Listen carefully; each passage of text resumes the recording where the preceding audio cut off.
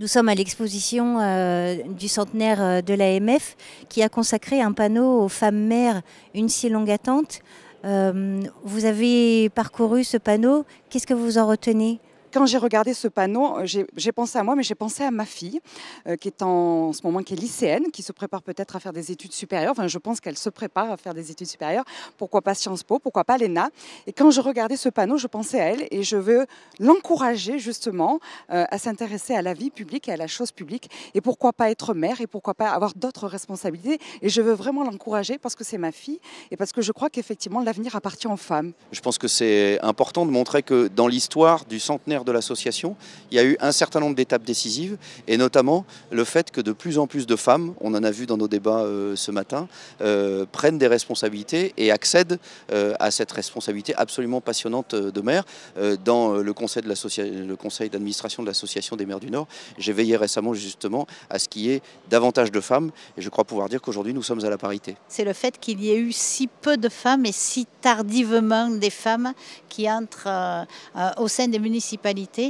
Je trouve ça bien dommage, mais maintenant nous sommes là et nous comptons bien tenir notre place au sein des mairies. Qu'observez-vous dans l'évolution de la place de la femme dans les collectivités ? Je pense que c'est un sujet, on va dire, qui avance bien parce que surtout par rapport aux dernières élections municipales, on va dire, il y a une représentation assez importante de quotas de femmes, donc c'est une bonne chose. Hein. J'aurais tendance à dire qu'aujourd'hui, ce n'est plus un souci, puisqu'en fait, c'est vraiment la parité. Maintenant, c'est quelque chose qui est rentré très naturellement dans l'ordre des choses. Et la répartition des délégations auprès des femmes, du coup, a évolué également ou, j'allais dire, d'une façon schématique, on les retrouve à la petite enfance, au social ? J'ai eu, je parlais d'expérience personnelle, hein, des délégations typées, c'est vrai, dans le champ de la petite enfance et de l'éducation.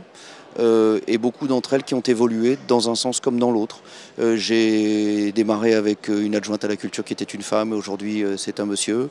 J'ai eu un monsieur qui était adjoint aux personnes âgées et désormais c'est une femme qui est adjointe aux personnes âgées. C'est la même chose dans la composition de mon équipe de direction au sein de la collectivité. Je suis maire d'une commune de 18 000 habitants, donc j'ai 300 agents, j'ai une bonne cinquantaine de cadres, une quinzaine de cadres de direction. Ces cadres, j'ai découvert il y a quelques années, mais vraiment en rentrant dans la salle de réunion du comité de direction, je les ai comptés et j'ai découvert que j'avais la parité sans jamais avoir cherché à la construire. Est-ce que vos adjointes, Oui. Quelles sont leurs délégations ? Est-ce qu'elles sont à des Sociale. Voilà, on tombe en plein dans le piège.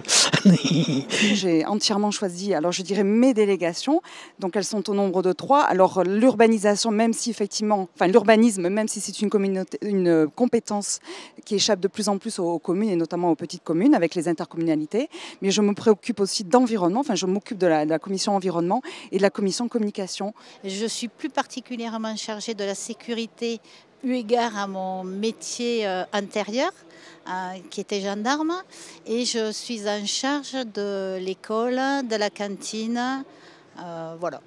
Donc vous restez sur des secteurs féminins ? Je reste sur des secteurs Vous avez féminins choisi ? à ma demande. Le pourcentage de femmes mères était de 16% en 2014. À votre avis, il faudrait changer quoi pour que ça aille plus vite ? Le temps fait son œuvre. Moi, je suis maire d'une commune urbaine où la question aujourd'hui est vraiment plus, me semble-t-il, en matière ne concerne pas le sexe du maire, mais plus, au fond, son attachement et sa connaissance à l'histoire du territoire, à sa sociologie. Ce serait bien qu'il y ait une proportion quasi égale d'hommes et de femmes à la tête des municipalités.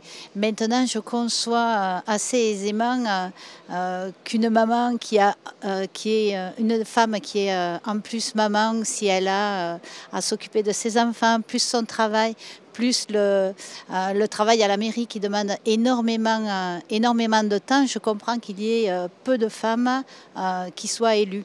Maintenant, celles qui sont élues, nous n'avons peut-être pas la quantité, mais nous avons surtout la qualité des femmes élues.